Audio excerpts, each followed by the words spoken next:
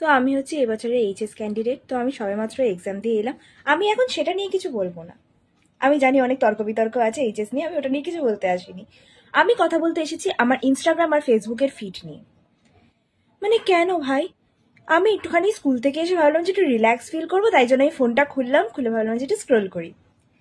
Scroll করলাম, ফার্স্টে একটা লাল শাড়ি পরা মেয়ে এলো, ঠিক ছিল।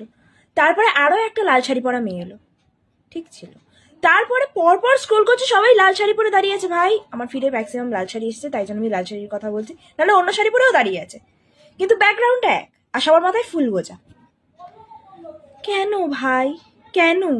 আর সেটা তাও তুই অরিজিনাল হয়ে মানা যেত, তুই সেটা আর্ট করেছিস, মানে সরি, সেটা এআই দিয়ে এডিট করিয়েছিস তুই। ফার্স্ট তো আমার এই এআই এডিটটা একদম সহ্য হয় না। গিভলি আর্টের সময় তাও ঠিক ছিল যে তোকে কেউ গিভলি বানিয়ে দিচ্ছে না, কেউ ড্র করে দিচ্ছে না, তুই এআই দিয়ে বানিয়েছিস।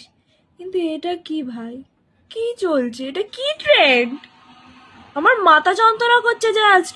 আমি ফোনটা দুবার স্ক্রোল করলাম, ফোনটা ছুঁড়ে আবার ফেলে দিতে ইচ্ছা করছে। যাকে দেখছি সে লাল শাড়ি পরে মাথায় ফুল গুজে দাঁড়িয়ে আছে। কেন তোদের বিয়ে লিখেছে সবার?